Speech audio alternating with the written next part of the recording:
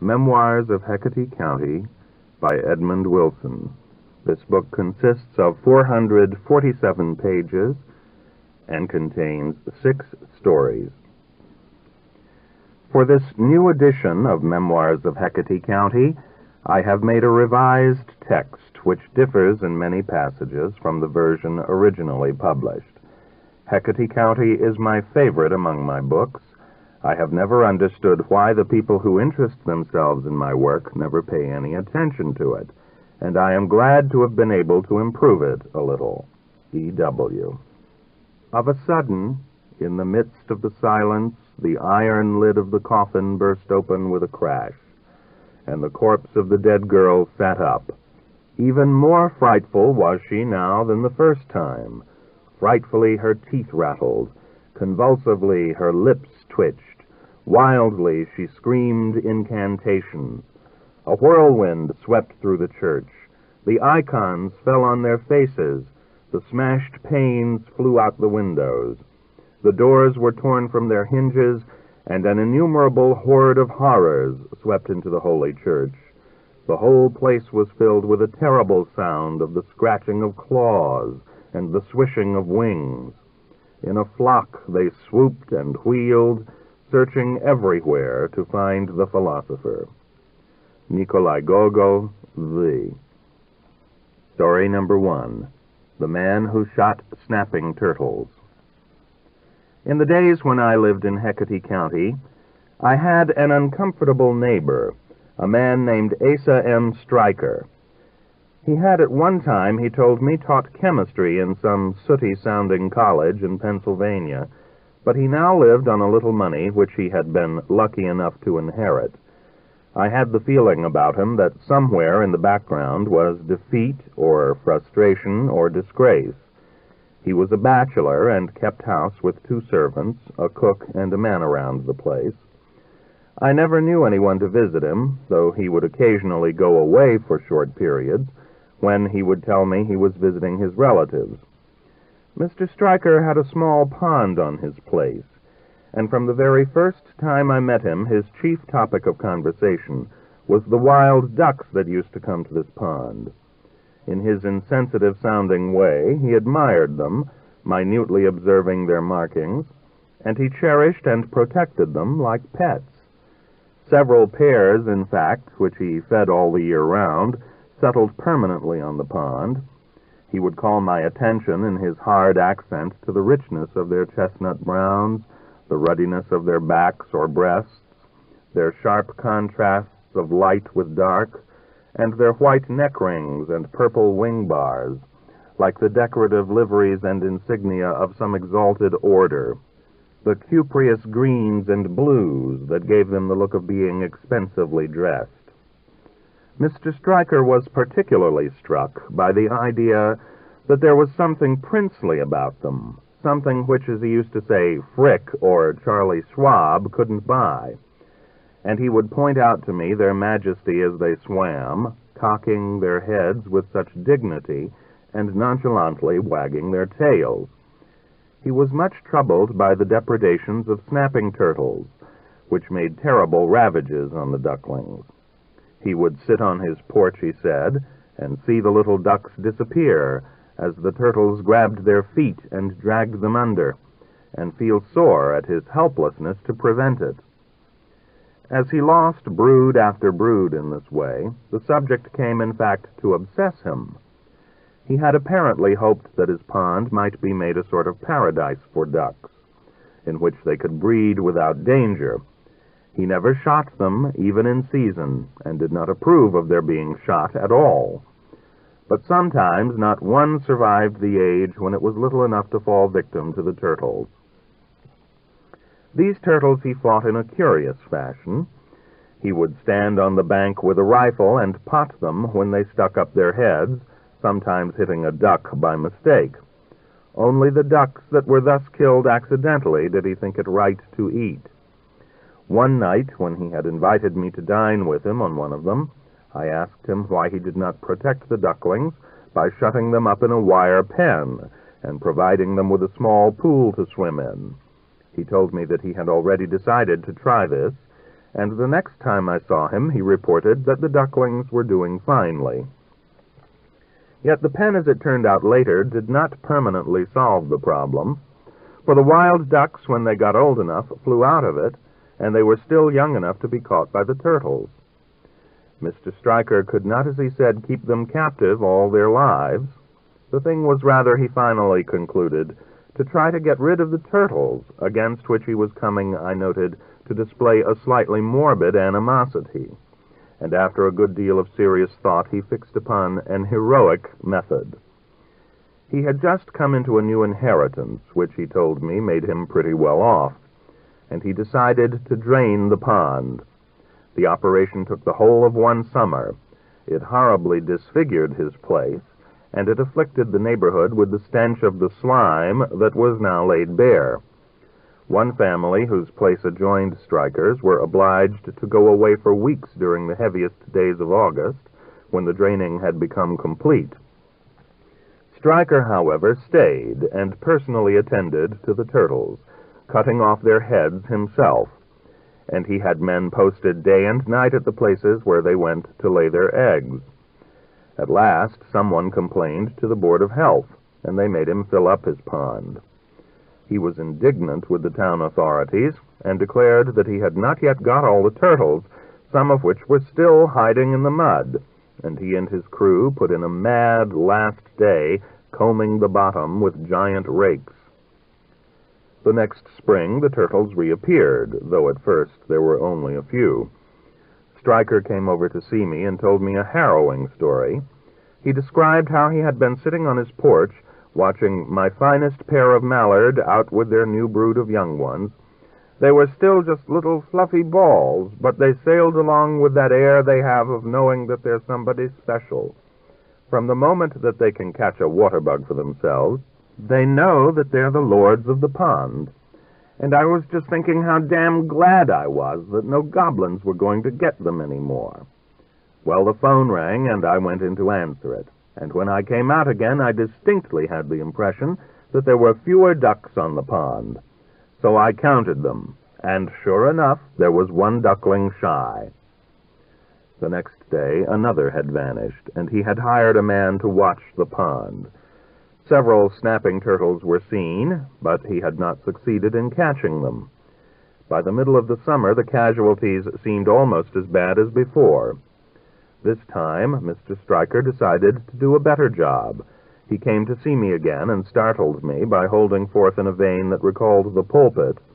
"If God has created the mallard," he said, "a thing of beauty and grace, how can he allow these dirty, filthy mud turtles to prey upon his handiwork and destroy it?" "He created the mud turtles first," I said. "The reptiles came before the birds, and they survive with the strength God gave them. There is no instance on record of God's intervention in the affairs of any animal species lower in the scale than man." "But if the evil triumphs there," said Stryker, "it may triumph everywhere, and we must fight it with every weapon in our power." "That's the Manichaean heresy," I replied. "It is an error to assume that the devil is contending on equal terms with God, and that the fate of the world is in doubt."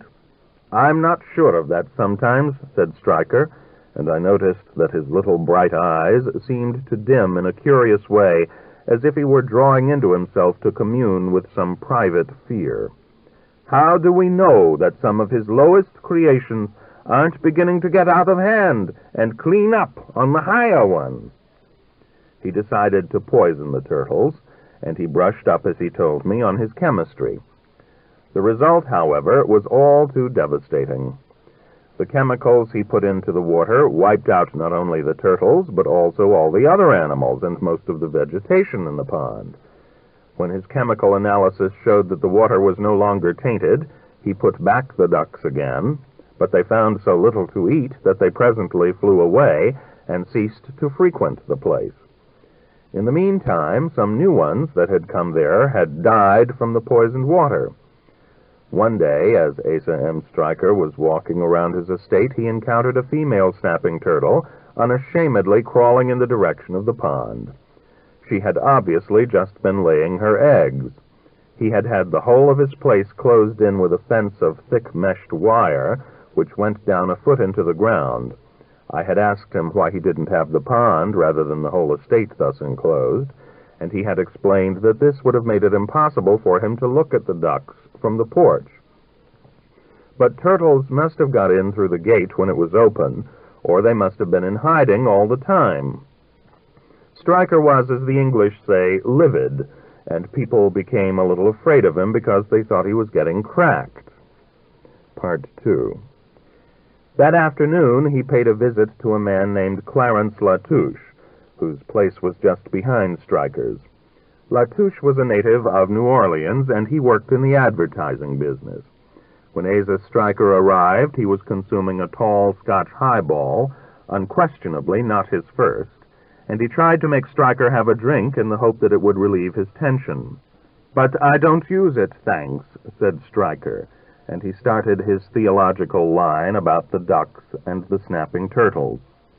Clarence Latouche, while Stryker was talking, dropped his eyes for a moment to the wing collar and the large satin cravat which his neighbor always wore in the country, and which were evidently associated in his mind with some idea, acquired in a provincial past, of the way for a man of means to dress. It seemed to him almost indecent that this desperate moral anxiety should agitate a being like Stryker. "Well," he commented in his easy way when he had listened for a few minutes, "if the good God can't run the universe where he's supposed to be the supreme authority without letting in the forces of evil, I don't see how we poor humans in our weakness can expect to do any better with a few acres of Hecate County, where we're at the mercy of all the rest of creation." "It ought to be possible," said Stryker, "and I say it damn well shall be possible." "As I see it," said Clarence Latouche, again and again unsuccessfully offering Stryker a drink, "you're faced with a double problem. On the one hand, you've got to get rid of the snappers, and on the other hand, you've got to keep the ducks. So far, you haven't been able to do either. Whatever measures you take, you lose the ducks and you can't kill the snappers. Now, it seems to me, if you'll pardon my saying so, that you've overlooked the real solution, the only, and if you don't mind my saying so, the obvious way to deal with the matter." "I've been over the whole ground," said Stryker, growing more tense and turning slightly hostile under pressure of his pent-up passion. "And I doubt whether there's any method that I haven't considered with the utmost care." "It seems to me," said Clarence Latouche in his gentle Louisiana voice, "that going about the thing as you have been, you've arrived at a virtual impasse, and that you ought to approach the problem from a totally different angle. If you do that, you'll find it perfectly simple." Stryker seemed about to protest fiercely, but Clarence continued in a vein of mellow alcoholic explaining, "The trouble is, as I see it, that up to now you've been going on the assumption that you ought to preserve the birds at the expense of getting rid of the turtles. Why not go on the opposite assumption, that you ought to work at cultivating the snappers? Shoot the birds when they come around and eat them. That is, when the law permits it." Mr. Stryker raised a clenched fist and started up in inarticulate anger. "Or if you don't want to do that, shoo them off. Then feed up the snappers on raw meat. Snappers are right good eating, too.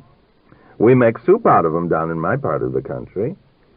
Mr. Stryker stood speechless for such a long moment that Clarence was afraid, he said afterwards, that his neighbor would fall down in a fit.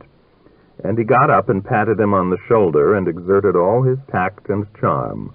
"All I can say," said Stryker as he was going out the door, "is that I can't understand your attitude. Right is right and wrong is wrong, and you have to choose between them." "I've never been much of a moralist," said Clarence, "and I dare say my whole point of view is a low and pragmatical one." Part 3. Stryker spent a troubled and restless night, so he afterwards told Clarence Latouche, but he got up very early, as he always did, to go hunting for breakfasting turtles, which he lured with pieces of steak. He would scoop them up with a net, and this morning he paused over the first one he caught before he cut off its head. He scrutinized it with a new curiosity, and its appearance enraged him afresh. He detested its blunt, sullen visage, its thick legs with their outspread claws, and its thick and thorny-toothed tail that it could not even pull into its shell as other turtles did. It was not even a genuine turtle. Chilydra serpentina, they called it, because it resembled a snake, and it crawled like a huge lizard. He baited it with a stick. It snapped with a sharp popping sound. As he held the beast up in his net in the limpid morning air, which was brimming the world like a tide, it looked, with its feet dripping slime, its dull shell that resembled a sunken log, as fetid, as cold, and as dark as the bottom of the pond itself. And he was almost surprised at the gush of blood when he sawed away the head. What good purpose, he asked himself in horror, could such a creature serve? Subterranean, ugly, and brutal, with only one idea in its head, or rather one instinct in its nature, to seize and hold down its prey. The turtle had snapped at the hoop of the net, and even now that its head was severed, its jaws were still holding on. Stryker pried the head off the net and tossed it into the water. Another turtle rose to snatch it. Then why not turn the tables on nature? Why not prey on what preyed on us? Why not exploit the hideous mud turtle, as his friend from the south had suggested? Why not devour him daily in the form of turtle soup? And if one could not eat soup every day, why not turn him into an object of commerce? Why not make the public eat him? Let the turtles create economic instead of killing aesthetic value. He snickered at what seemed to him a fantasy, but he returned to Clarence Latouche's that day in one of his expansive moods that rather gave Clarence the creeps. "Nothing easier," cried Latouche, much amused. His advertising copy irked him, and he enjoyed an opportunity to burlesque it. "You know, the truth is that a great big proportion of the canned turtle soup that's sold is made out of snapping turtles. But that isn't the way they advertise it. If you advertise it frankly as snapper, it will look like something brand new, and all you'll need is the snob appeal to put it over on the can-opening public. There's a man canning rattlesnakes in Florida, and it ought to be a lot easier to sell snappers. All you've got to do up here in the north to persuade people to buy a product is to convince them that there's some kind of social prestige attached to it. And all you'd have to do with your snappers would be to create the impression that a good old white-haired darky with a beaming smile used to serve turtle soup to old Massa. All you need is a little smart advertising, and you can have as many people eating snapper as are eating," he named a popular canned salmon, "which isn't even nutritious like snapper is. They make it out of the sweepings from a tire factory. I tell you what I'll do," he said, carried away by eloquence and whiskey. "You organize a turtle farm, and I'll write you some copy free. You can pay me when and if you make money." Mr. Stryker went back to his pond, scooped out 2 of the largest snappers, and that evening tried some snapping turtle soup, which seemed to him surprisingly savory. Then he looked up the breeding of turtles, about which, in the course of his war with them, he had already come to know a good deal. He replenished his depleted pond with turtles brought from other ponds, for which he paid the country boys a dime apiece, and at the end of a couple of years he had such a population of snappers that he had to stock the pond with more frogs. Clarence Latouche helped him launch his campaign, and as he had promised, wrote the copy for it. There had already appeared at that time a new device, of which Clarence had been one of the originators, for putting over the products of the meat packers. The animals were represented as gratified and even gleeful at the idea of being eaten. You saw pictures of manicured and beribboned porkers capering and smirking at the prospect of being put up in glass jars as sausages, and of steers in white aprons and chef's hats that offered you their own sizzling beefsteaks. Clarence Latouche converted the snapping turtle into a genial and lovable creature who became a familiar character to the readers of magazines and the passengers on subway trains. He was pictured as always smiling, with a twinkle in his wise old eye, and he had always some pungent saying which smacked of the southern backwoods, and which Clarence had great fun writing. As for the plantation angle, that was handled in a novel fashion. By this time, the public had been oversold on old Massa with the white mustaches, so Clarence invented a lady, lovely, high-bred, and languid, like Mrs. Sinclair in Uncle Tom's Cabin, who had to be revived by turtle soup. Social historians tell us, one of the advertisements ran, that more than 70% of the women of the Old South suffered from anemia or phthisis. Here there was an asterisk, referring to a note which said tuberculosis. Turtle soup saved the sweethearts and mothers of a proud and gallant race. The rich juices of the Alabama snapping turtle, fed on a special diet handed down from the time of Jefferson, and raised on immaculate turtle farms famous for a century in the deep South, provide the vital calories so often lacking in the modern meal. The feminine public were led to identify themselves with the lady and to feel that they could enjoy a rich soup and yet remain slender and snooty. The advertisement went on to explain that many women still suffered, without knowing it, from anemia and TB, and that a regular consumption of turtle soup could cure or ward off these diseases. Deep South snapper soup became an immense success, and the demand was presently stimulated by putting 3 kinds on the market: Deep South snapper consommé, Deep South snapper terrine, extra thick, and Deep South snapper medium thick with Alabama whole flour noodles. Stryker had to employ more helpers, and he eventually built a small cannery out of sight of the house on his place.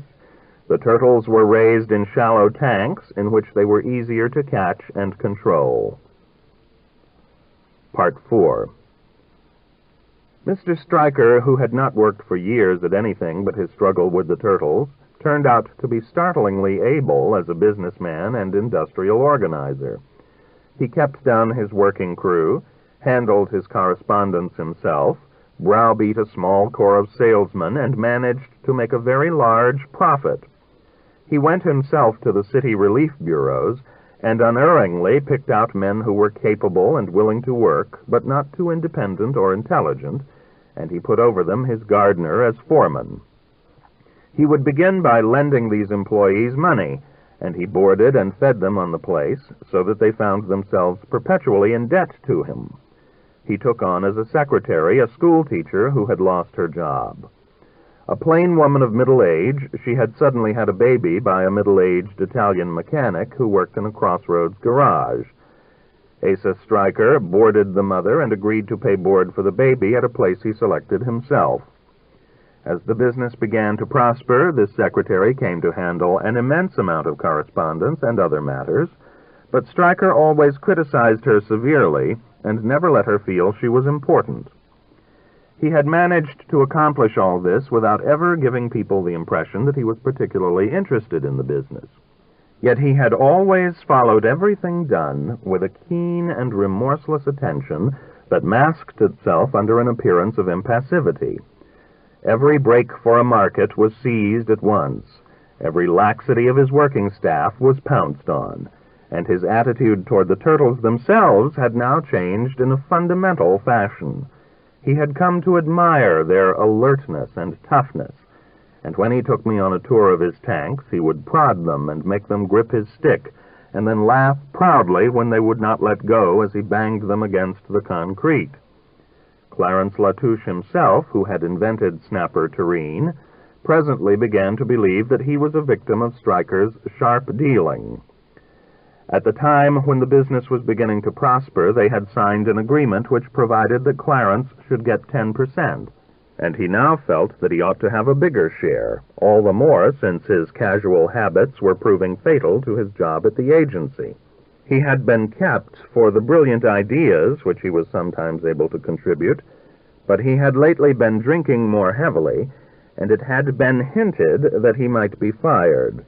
He was the kind of New Orleans man who, extraordinarily charming in youth, becomes rather overripe in his 20s and goes to pieces with an astonishing rapidity. In New Orleans, this would not have been noticed, but in the North he had never been quite in key, and he was now feeling more ill at ease and more hostile to his adopted environment. He had been carrying on an affair with a married woman whom he had expected to divorce her husband and marry him. But he had become rather peevish with waiting, and she had decided that a divorce was a good deal of trouble, and that it was perhaps not entirely true that his drinking was due to her failure to marry him. Lately, Clarence had taken to brooding on Stryker, whom he had been finding it rather difficult to see, and he had come to the conclusion that the latter was devious as well as sordid, and that he had been misrepresenting to Clarence the amount of profit he made. One Sunday afternoon at last, when Clarence had been sitting alone with a succession of tall gin fizzes, he jumped up suddenly, strode out the door, cut straight through his grounds to the fence which divided his property from Stryker's, climbed over it with inspired agility, and made a beeline for Stryker's house, purposely failing to follow the drive and stepping through the flower beds. Stryker came himself to the door with a look that, if Clarence had been sober, he would have realized was apprehensive. But when he saw who the visitor was, he greeted him with a special cordiality and ushered him into his study. With his highly developed awareness, he had known at once what was coming. This study, which Clarence had never seen, as he rarely went to Stryker's house, was a disorderly and darkish place. It was characteristic of Stryker that his desk should seem littered and neglected, as if he were not really in touch with his affairs, and there was dust on the books in his bookcase, drably bound and unappetizing volumes on zoological and chemical subjects. Though it was daytime, the yellow-brown shades were pulled 3/4 down.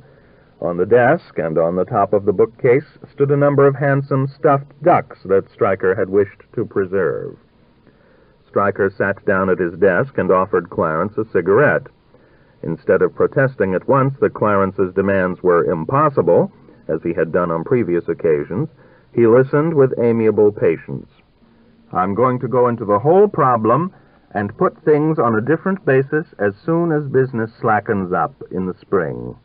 So I'd rather you'd wait till then, if you don't mind.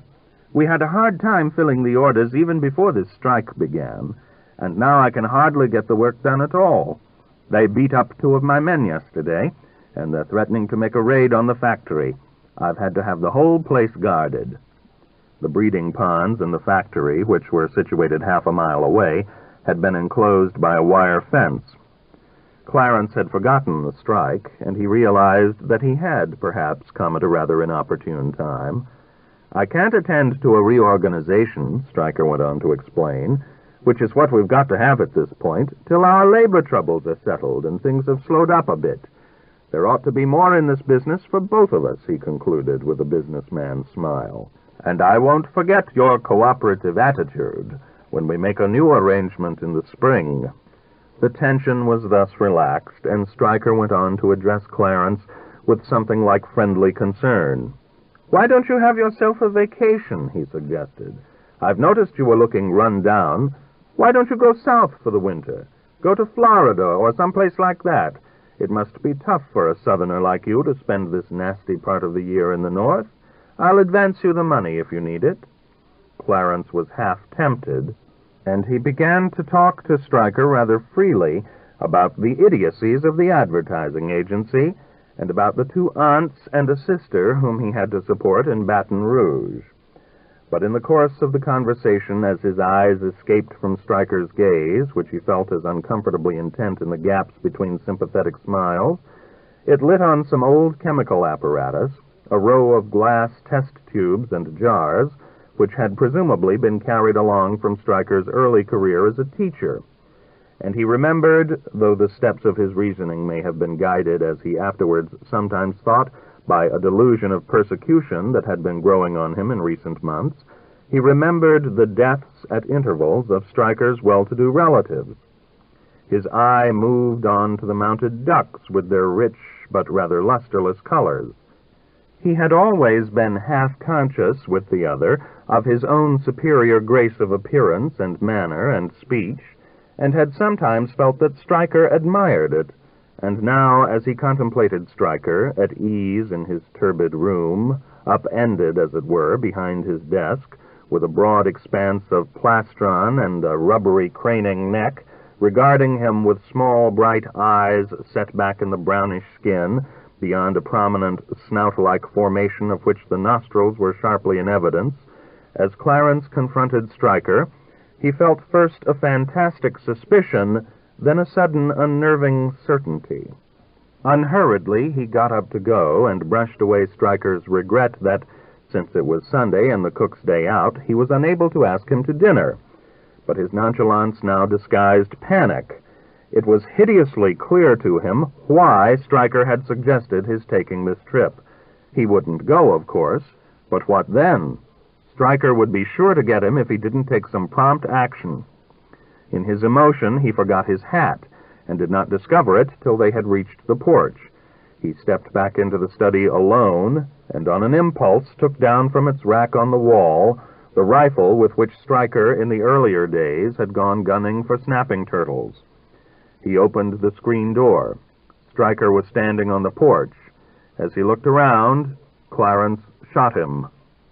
The cook was out, only the gates were guarded, and Clarence had arrived at Stryker's by taking the back cut through the grounds. Nobody heard the shot. The suspicion all fell on the foreman, who had his own long-standing grievances and had organized the current strike. He had already had to go into hiding to escape from his boss's thugs, and after the murder he disappeared. Clarence decided soon that he would sell his Hecate County place and travel for a year in Europe, which he had always wanted to see. But just after he had bought his passage, the war with Hitler started, and prevented him from getting off.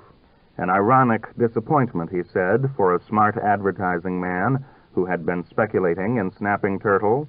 He had dissociated himself from the soup business, and he went to live in Southern California, where, on his very much dwindled income, he is said to be drinking himself to death. He lives under the constant apprehension that the foreman may be found by the police, and that he will then have to confess his own guilt in order to save an innocent man, because Clarence is the soul of honor, so that Stryker may get him yet. Story number 2. Ellen Terhune. I always felt when I went to the Terhune house that I was getting back into the past, or rather, perhaps, that an atmosphere which had first been established at the beginning of the 80s, when the house in which she lived had been built, had been preserved there as a vital medium down into the 1920s. Most of the places in Hecate County seemed either newer or older, modern households or old-fashioned farms. But the moment I entered the gate in the high green picket fence, which was matted with honeysuckle in summer, and caught sight of the white obelisk of the windmill, dismantled though it was of its sails, towering behind the trees, I felt that I had come back into something which had definitely vanished with the war, but which was perfectly familiar from my childhood. There was a drive, always covered with gravel, that swept around in a beautiful curve, and brought you up under a big porte-cochere, which reminded you of horses with fly nets and shiny and black-closed carriages. And the house, which was yellow and covered with shingles that overlapped with rounded ends like scales, was an impressive, though rather formless mass of cupolas with foolscap tops, dormers with diamond panes, balconies with little white railings, and porches with ionic columns, all pointing in different directions. It had been built or bought by Ellen Terhune's grandfather, a brilliant and highly successful doctor. Dr. Bristed, even in that period when doctors were more humanistic and had wider interests than now, had been a man of remarkable cultivation, and the house was richly lined with the evidences of his pastimes, his studies and his travels. One found in the downstairs rooms such treasures and curiosities as signed photographs of or framed letters from Theodore Roosevelt, Kipling, Pierre Loti, Mark Twain, Adelina Patti, Paderewski, Mechnikov, and Pasteur, all of whom had been patients or correspondents of his. A statue of Hebe by Canova, a Daubigny and a couple of Corrots, a hookah, which Ellen told me her grandfather had actually smoked, a group of Chinese gongs, with which dinner was still announced, a regal set of carved ivory chessmen brought back from a trip to the Orient, which had elephants instead of bishops, an Australian bushman's boomerang, a Stradivarius, and an 18th century clavichord. The Bristeds had especially been musical. The doctor had mastered several instruments, and he had organized a family trio in which he had played the cello, his daughter the violin, and Mrs. Bristed the piano. Later, when the doctor's wife had died and his daughter had come with Ellen to live with them, they had had the trio again, with Ellen at the age of 12 taking over the cello. When her mother had died a few years later and she was living there alone with her grandfather, they had played an immense amount of music.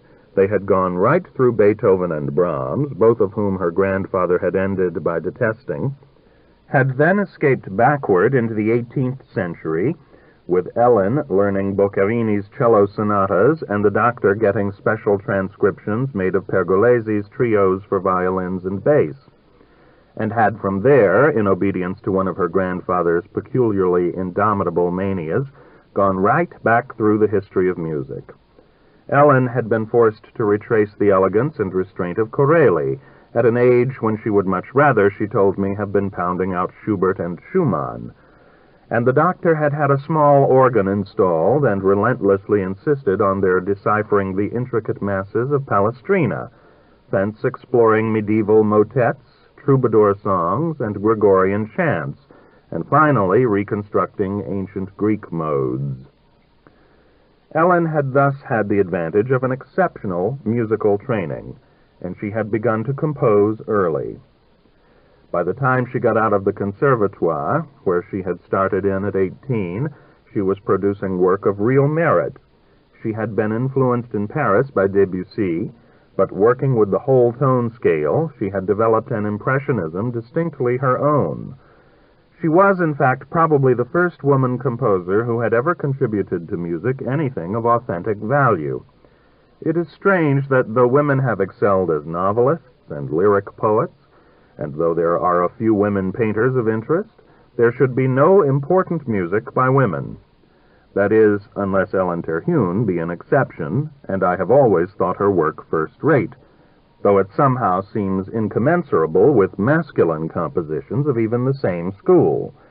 It would be foolish to compare her with Chaminade, with whom she has nothing in common. But on the other hand, even Ravel and Debussy were builders on a bigger scale than Ellen. Her talent in the best of her work, her songs and piano pieces, is as personal as Georgia O'Keeffe's pictures or Marianne Moore's poems. A woman's sharp and ready reactions to people and things encountered, and a woman's emotions of quick challenge, of a kind of dark, resigned despair, or of a clear and rapt exultation. I called on Ellen one afternoon in the summer of 1926. It was August, and I had assumed she was in Maine, where she usually went at that time of year, but I ran into her one day at the post office, and she asked me to come see her. I was delighted, because I always liked to talk to her. Her comment on the musical world was wonderful, and though some considered her arrogant and forbidding, I found her personality sympathetic. It would be especially a relief to get away from the Hecate County summer life, which had involved a great many parties with people who were only made tolerable by summer sports and drinking. I went to see her that same afternoon, but I found her much disturbed and distressed. She had 3 highballs in rapid succession, which I had never known her to do before, and which made me a little disappointed, as it associated her, to my mind, with the summer people, great publishers of their emotions over drinks, so that her house seemed less the haven I had hoped for. It turned out that Ellen, like everyone else, was going through a domestic crisis. She had married a man, somewhat younger than herself, the conductor Sigismund Sobliansky. He had genuinely admired her abilities, had done more perhaps than anyone else to have her work performed, and he had profoundly respected her character, as only the matriarchal Jew can respect the austerity of a woman who is set firmly on her own moral base. But the fact that she was also an artist, she had married too late to have children, which might have done something to fuse them, had stimulated a fatal competition. Sigismund, before he married, had worked rather seriously at composing, but Ellen was so much better than he was that he must have become ashamed of his productions, for he ceased to write anything at all. Instead, he had begun to develop a hair-raising professional exhibitionism. A brilliant and resourceful musician with a special gift for dramatizing effects, he had gradually come to abandon the playing of new or native music, which, partly at the instance of Ellen, he had originally attempted to encourage, and to go in for great quantities of Tchaikovsky and Strauss, Sibelius, Beethoven, and Wagner, over-coloring and overacting, and posing to a public who adored him, while the serious musicians gave him up. It was a long time, however, since Ellen and he had seemed to be living together, though I did still run into him sometimes in the country. He had always had his rehearsals in town, and Ellen did not like the city, and he had had also, during the last 2 or 3 years, a whole series of love affairs which everybody knew about, and which Ellen appeared to accept. He had even adopted the practice of bringing out his protégé of the moment, serious-minded little Russian dancer or black-eyed Hungarian violinist, to spend the day with Ellen. But this, though she took it coolly, I am sure Ellen did not like. The truth was, I always thought, that they were still much involved with one another, and that Sigismund did such things in a kind of defiance of Ellen for making him feel second-rate. But he now, she told me, wanted a divorce. He wanted to get married again. The woman that he proposed to marry was a much and long publicized actress, and Ellen was inclined to believe that Sigismund's interest in her was merely a part of his own self-publicizing activity. Frances Fielding was one of those figures who took the place during the 20s and 30s of the old-fashioned male matinee idol. She was adored by a following mainly feminine, and she was supposed not to care much about men. But in her pictures and plays, she was invariably subdued, at the end of much high-spirited rebellion, by a stubborn and combative lover. And it was obvious that there would be for the public a wonderful double story about Frances at last meeting her fate, at the same time that Sigismund Sobliansky had found a creature as dashing as himself. It was particularly disturbing to Ellen, who had tolerated the little protégés, because she was herself the type of the serious professional woman of an earlier generation, and was losing to a formidable competitor. "I always thought she was as hard as nails," she said, "but she does have a certain, shall I say, style and brilliance. I can't bear to call it glamour. She and Sigismund are both what the Russians call firebirds, I suppose. They like to show their plumage in an atmosphere of bright lights and admiration. They're only able really to express themselves by creating for themselves characters that are 2/3 fictitious. And I don't shine in that way. I'm naturally quiet and drab.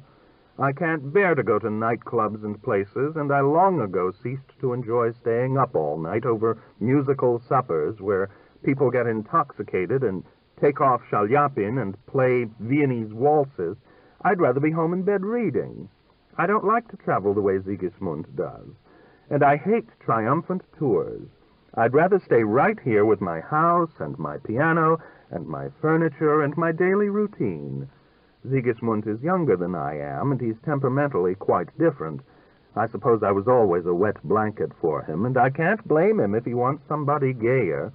Only I'd like him to have somebody who would be good for him.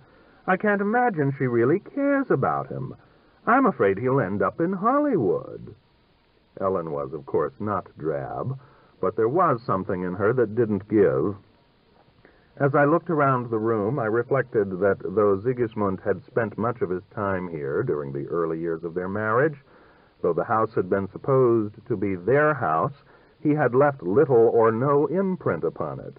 Dr. Bristed and his daughter and Ellen, both Ellen and her mother were only children, had assembled the things in that room. The low couch on which I was sitting was comfortable, but there was something rather stale about it. It had been ministering for too many years to the comfort of too much the same people. The upholstery and the cushions had become almost as personal as a bed, and the pattern of flowers was faded. The effect of the whole room, in fact, seemed somehow a little tinged with the yellow of the discoloring photographs, and though there were beautiful old dark cabinets and tip-top tables, and one of the finest of those convex mirrors with a still glowing round gold frame and an American eagle on top, the room had never quite been purged of the bad taste of preceding generations, and the delicate crepuscular paintings were thrown into deeper shadow by larger canvases, also French, of picturesque Moorish scenes that made patches of rather messy color, just as the orange-pink gladioluses and the deep maroon double dahlias had. The former a touch of Victorian china, the latter a touch of upholstery. Still, there was something about it I liked, and I was glad it had remained the same.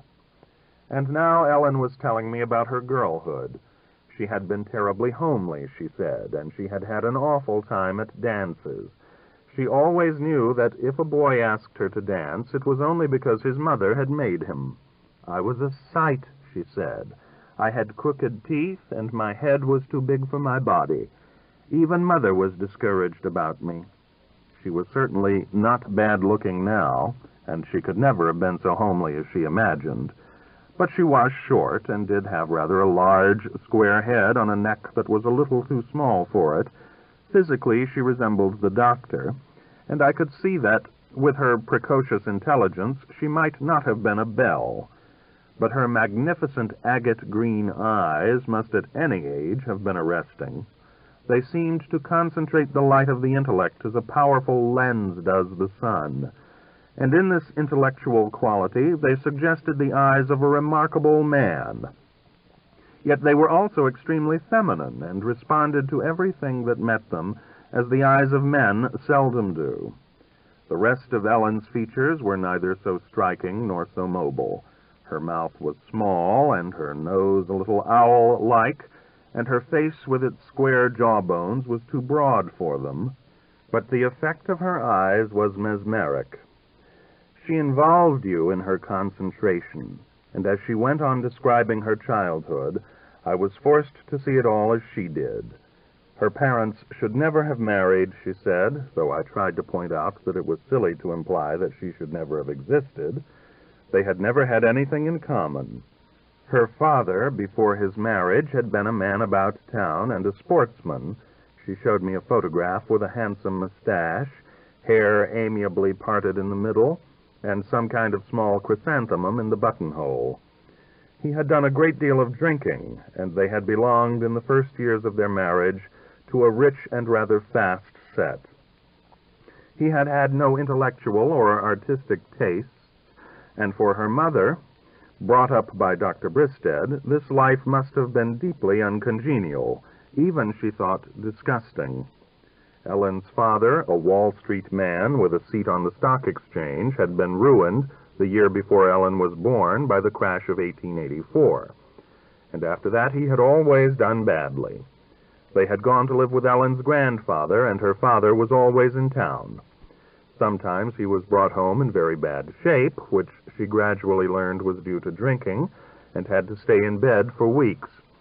He had killed himself when Ellen was 11 in a cheap little New York hotel, of which he had been ashamed to let her mother know the address. Those tragedies of the turn of the century, I thought. It was one thing to die or be broken for a political ideal or a social order, as had happened to both Southerners and Northerners in the years of the Civil War, but to die, to be crushed, to be shattered through the overpowering progress of big business, through the unrestrained greed of speculation, seemed hard on those men and women whom we remember as gentle and bright, and who look at us in such photographs as those which Ellen produced from a drawer, with the American friendliness and candor. She could hardly remember anything pleasant in the relations between her father and mother. Her mother had studied violin and had wanted a professional career. Her marrying Ellen's father had put an end to this, and she had never forgiven him for it. She would complain that she had given up her music and then been left without resources for the social life in which he had involved her. She might have had, said Ellen, a quite different life. Technically, she was very good. I don't think she was meant for marriage. They had used to have long, dreadful, controlled quarrels, which Ellen would sometimes overhear. Her mother's cold voice would go on, pretending to appeal to him in a reasonable way. What was she to think? What was she to expect when he didn't keep his promises to her, when he didn't even care anymore whether he humiliated her in public or not? He would be sorry, try to reassure her about his conduct and prospects for the future. It was heartbreaking, Ellen said, though not at all intellectual. He had really been a lovable man, and he had a distinction of feeling quite different from her mother's hard dignity. After he had lost his money, he had never been willing to borrow from friends, though there were plenty who would have been glad to help him. But he had never had to work before, and he had never in his career as a ladies' man been up against anyone like Ellen's mother. It must have been wretched beyond words, she said. You say that I ought to be glad I came out of it, but even assuming that I'm worth anything, how does that make it better for Mother and Father, who died without getting what they wanted themselves, when I was still an ugly little girl? They must have been happier than you think, I said. All married people have those conversations, and then they go to bed and forget it. There was something about Mother that chilled people, she went on, disregarding my attempt to be helpful, and forcing me to follow her vision of the unrelieved hopelessness of her parents' situation. She was sensitive on her musical side, but I suppose that what she presented to Father was a surface of solid whalebone. And I do the same thing, I know it. I chill people and put them in the wrong. That's what I did with Sigismund. He always said I made him feel guilty, but it's really because I always feel guilty. Mother made me feel guilty, too. I can't help thinking that I oughtn't to make claims on people, that I oughtn't to expect them to care about me. I behave as if I took this for granted, and then I reproach them for neglecting me. I know myself all too well. You can't still think you're not good-looking, I said. It isn't merely a question of that. Mother had a special and distressing reason for not liking the way I looked.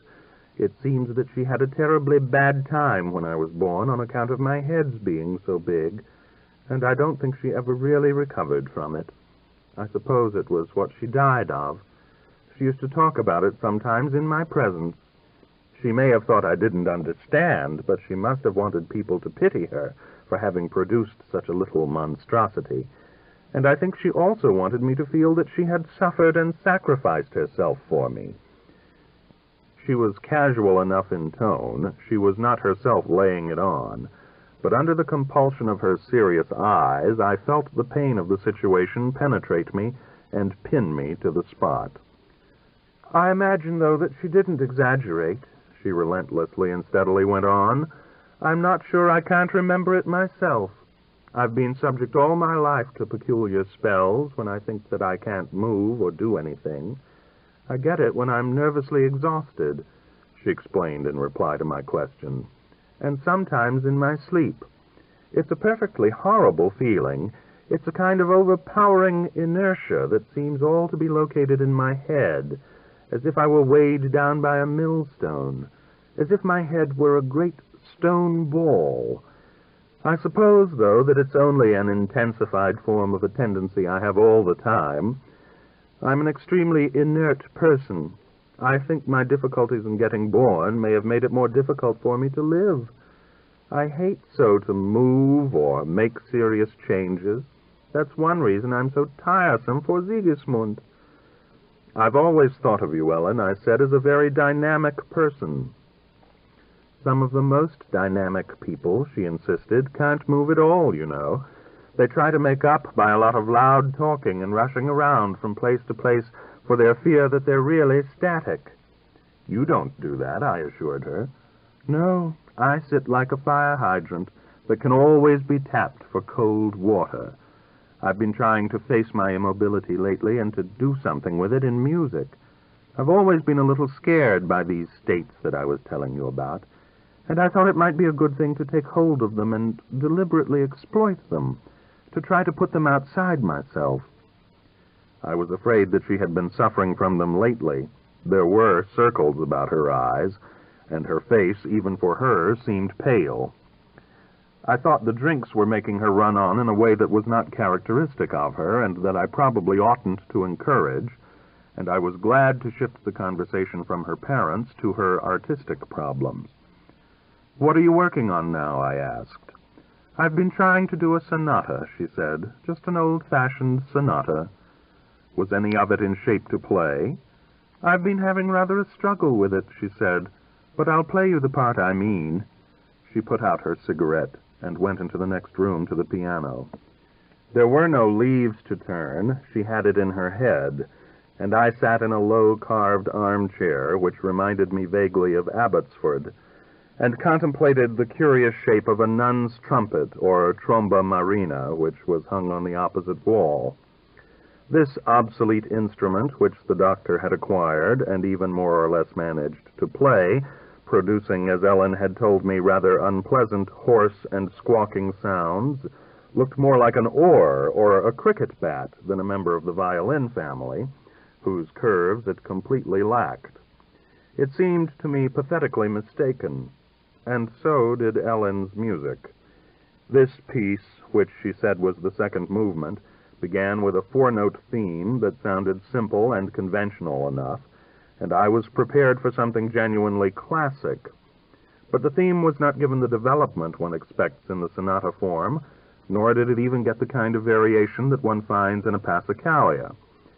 She did not even retard or speed it up. She simply played it over and over. It was as if she did not know what to do with it, and the listener was constantly subjected to the embarrassment of fearing that the pianist had got stuck like a phonograph which stutters. There was, at moments, a suggestion of a second theme that seemed to play about the first in a flimsy and trivial manner, but this would fade off in atmospheric chords and leave the field to the original four notes, as boring and inexpressive as ever. It was like a perverse child, compelled to practice on a summer day, and deliberately annoying the household.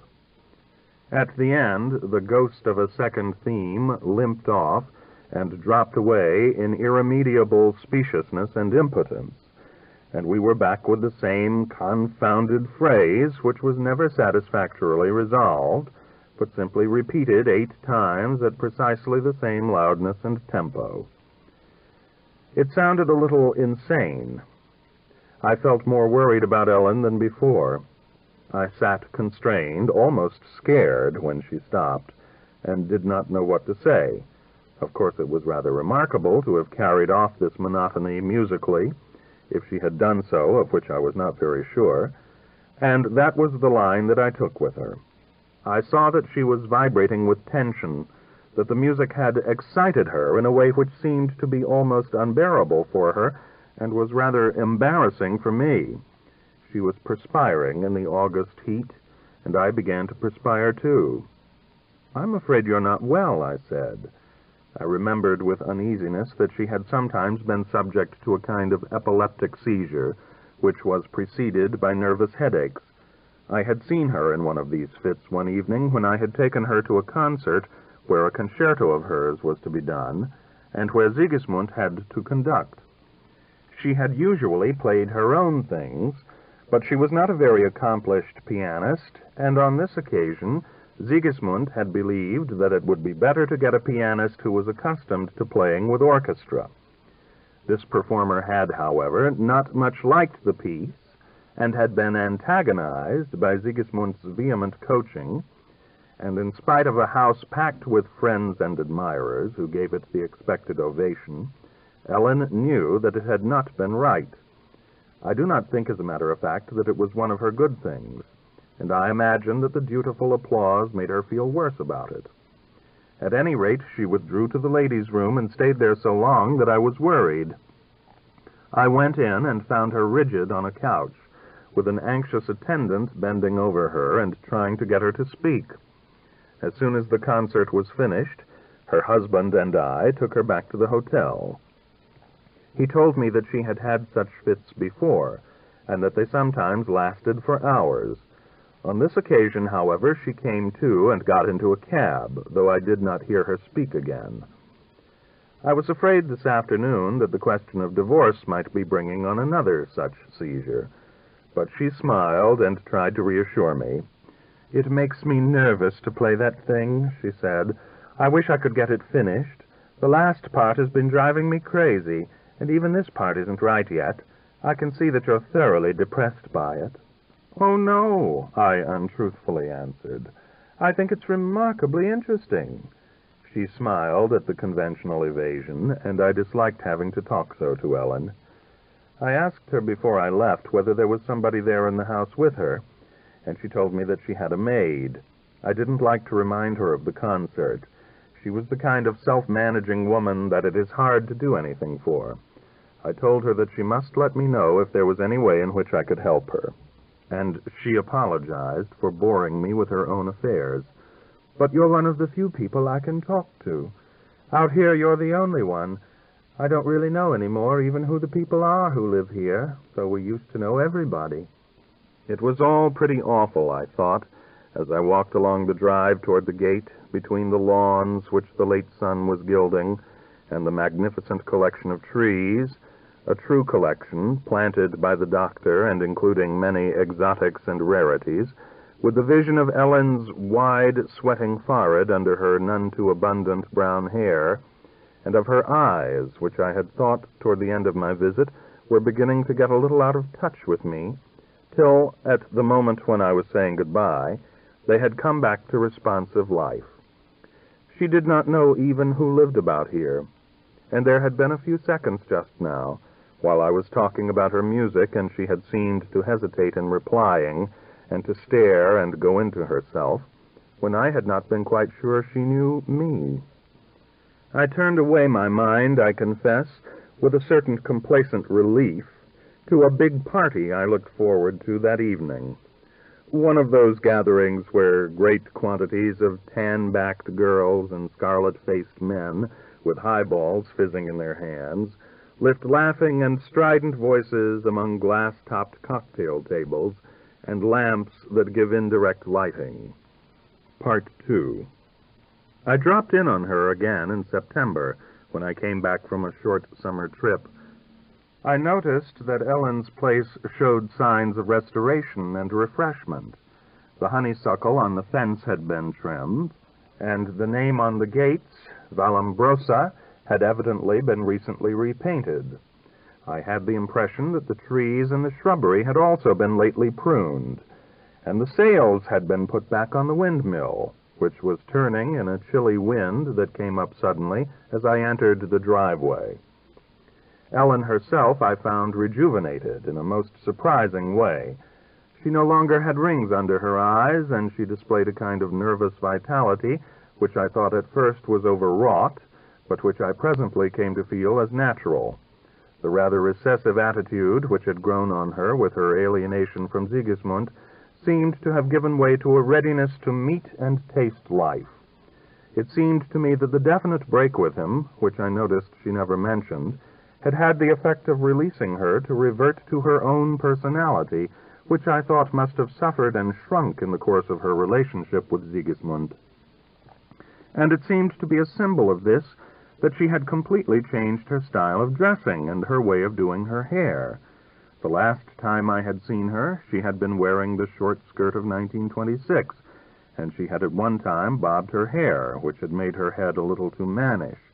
But now she had been letting it grow, and parting it in the middle, and brushing it over her ears, had coiled it at the back of her head and stuck a comb at an angle behind it, and she was wearing a white shirtwaist with full sleeves, and a long green and black plaid skirt, which were old-fashioned but very becoming to her. She looked somehow smarter than she had before. I complimented her on her appearance, but said nothing about the antiquity of the costume. I thought at first that she had got it out of some trunk, and that it must be at least 20 years old. But as I looked at it, it seemed to me new, and I concluded that she had had it made to order. It was an affectation, of course, perhaps a self-conscious protest against Sigismund, but I rather enjoyed it for the emphasis it gave to the non-fashionable character of her work.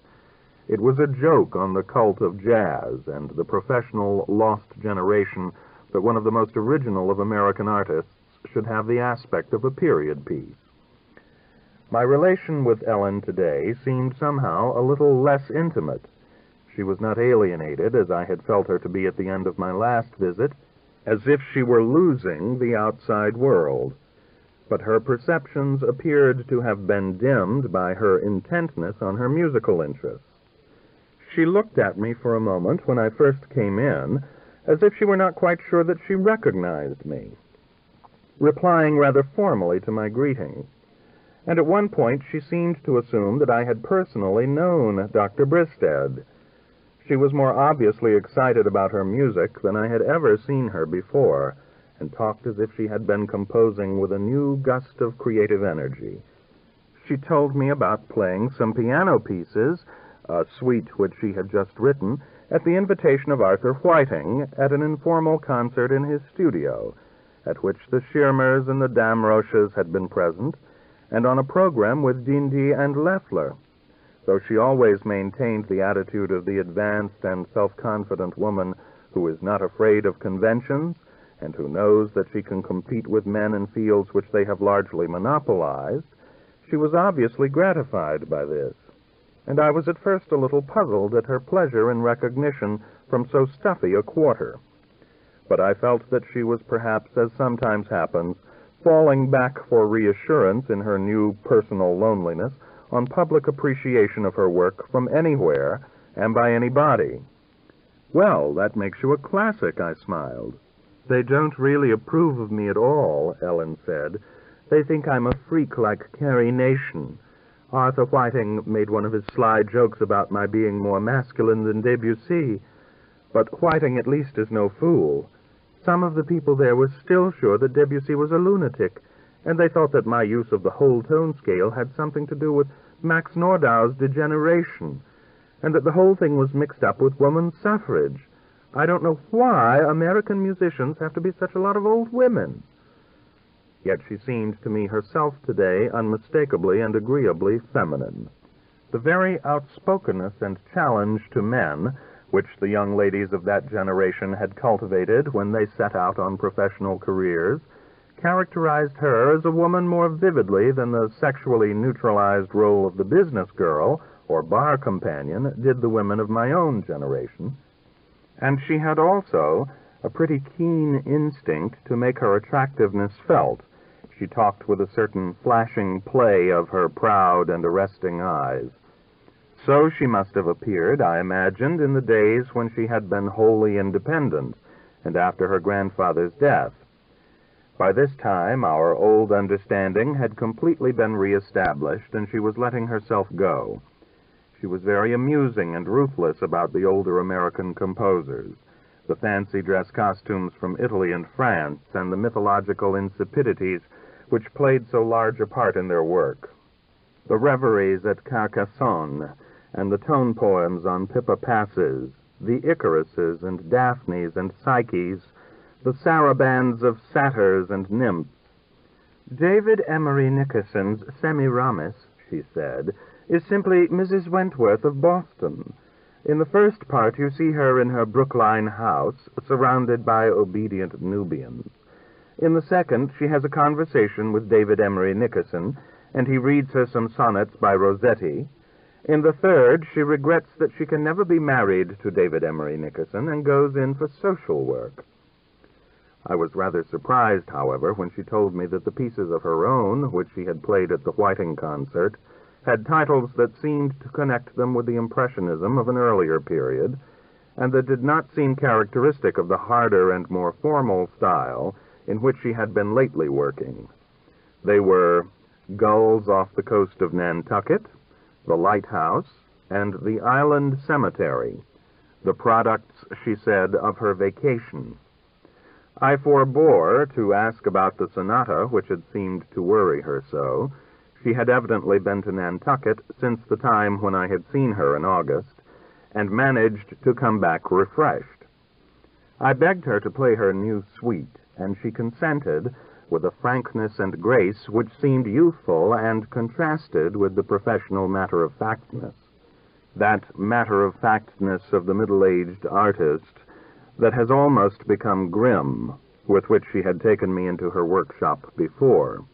We went again into the adjoining music room, where the cellos and violins, even the old dark cracked box of the clavichord, looked ripe in the September light, which made things inside seem the ruddier for the turn for the colder outside. It was pleasant to watch Ellen's straight back, her sure and energetic features as she took command of the keyboard, and the pieces were lucid and lovely. At moments they were even thrilling. They did seem to me a lapse into the past. They were so much like other things she had written in a vein I thought she had put behind her. But then, why shouldn't she escape into the past? It was better than going to pieces.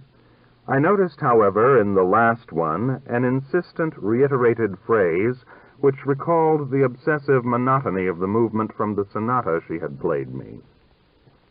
"I like the one about the cemetery particularly," I said, wanting to reassure her after our rather painful conversation in connection with the other piece. "I think you've handled that heavy recurrent effect perfectly successfully there." "It returns to solemnity and deadness," she said, playing the last bars again. "I wanted to give the effect of the whole thing being anchored by the graveyard. In a place like that, it's the dead, the men who have died at sea, that give life its price, its importance. You feel them under the ground, just lying there and never moving. The cemetery doesn't speak aloud, but everybody knows what it means. Even the lighthouse implies the cemetery, and the gulls can fly around above the graves. They can fly ever so high up above them. But the gulls are just light, irresponsible spirits that haven't anything to lose from the sea. The thing that's really serious is the human dead, and the living who are pledged to the dead. The islanders who are dead are lying there like part of the island that's submerged. All the part that's above water is based on them. You see, I've got suggestions of the same effect in the other pieces, too." She showed me how the flight of the gulls would fall back into the shadow of the earth, and how the graveyard returned a deep echo to the pealing of the Lisbon bell. "Are you sure that that belongs with the gulls and the bell?" I felt that it tarnished the clearness. "No, it doesn't belong with them, of course. It's supposed not to belong, but it has to be there just the same." "Oh, I know it. It's flat, flat, flat," she said suddenly, flinging over the leaf and getting up from the piano. "It's David Emery Nickerson in all of us, or should I say, the Mrs. Wentworth of Brookline." She smiled and was amusing again. She had said it as the French would say, "C'est plat, plat, plat," and I had noticed during our conversation an addiction to French gestures and phrases. She had had toute une histoire over a manuscript which she had sent to a music competition, and she had shrugged over the inefficiency of the old fuddy-duds who made the awards. There was a certain fluidity and elegance that might have been brought back from Paris about her hair, and the green silk bow that she wore in her starched white collar, and that softened the squareness of her face. That was one curious thing, I reflected as I was walking away from the house, about the effect on American artists of going to study abroad. They got in Europe a kind of inoculation with the cultures of alien races, which might give them the illusion, for a time, that they were part of European culture, that, carried along by its current, they had actually been merged in its waters. But in 99 cases, this had never affected in any at all vital way the Native American base. If this base had no principle of growth of its own, The inoculation simply wore off and left something that was flat, flat, flat. I found that I was thinking of Ellen as if she had just come back from Paris. In her case, of course, when France had worn off, she had had a base that sent up shoots. Yet there was something about those iterated phrases which suggested a stubborn child's question or the insurmountable image of a mad person that wasn't right, wasn't good. I thought about Ellen often. I hoped she wasn't herself going mad. I tried to call her a few weeks later, and they told me the phone was out of order. I walked over that afternoon. The trees of Vallombrosa were quite transformed with reds that were blazing or paling, deep orange or lemon yellow, made richer by a slight autumn mist. And they were so much in advance of the trees outside, which were only just beginning to turn, that I wondered whether the doctor's rare species were particularly sensitive to frost. When I had almost arrived at the house, a girl on a bicycle shot by me, coasting along the drive. She looked toward me when she had set her bicycle against the latticed base of the piazza, and I felt that she expected me to speak to her. But something in her face disconcerted me, and instead of inquiring for Mrs. Sobliansky, I asked, perhaps because Sigismund seemed now so remote from that house in the presence of what I took to be a relative, and because at the same time it was incorrect to refer to Ellen as Miss, whether Mrs. Terhune were at home. "Mrs. Terhune is in the city," said the girl. She had green eyes that reminded me of Ellen's, and a rather pale, indoor face. She wore a bang over her forehead and short hair fluffed out behind, and she had on a white dress with a long skirt and long sleeves, and an enormous folded-over collar that completely enveloped her shoulders. I had been startled to note as she rode by me that she was also wearing long black stockings. Just the wrong thing for bike riding. What an archaizing family they were. I assumed this was some cousin of Ellen's. It made me a little impatient. "Won't you come in?" she said as I stood searching her face rather queerly. It was a serious, intelligent face, and her manner was so mature that it was difficult to tell her age, though she could not have been more than 13 or 14. I replied that I wouldn't come in, but would sit down on the porch for a moment. There were a pair of white wicker-backed rockers, and we settled ourselves in them side by side. "How has Mrs. Terhune been?" I inquired, conscious that I had said it again. "She had to go to the hospital," replied the girl. "Grandfather took her up today." I was startled and troubled to hear it. I hoped it wasn't anything serious. "Grandfather says it isn't serious." I was glad that there had been someone to take care of her. "She may have to have a slight operation. They won't be able to decide for a few days." She had a reasonable and earnest tone, and the language of an experienced head nurse. But I saw that she was distressed and keyed up. She had a nervous little trick, like a tick, of tossing her bang aside.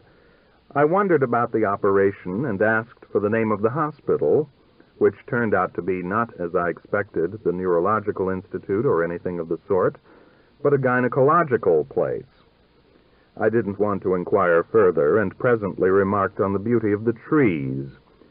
She explained to me the different species, of which she knew all the Latin names, with the same peculiar poise and precision, which seemed to mask an uncomfortable tenseness. "Haven't you been doing a lot to the place lately?" I asked. She thought a moment and tossed her bang. "We've planted a new copper beech. It was almost the only thing we didn't have.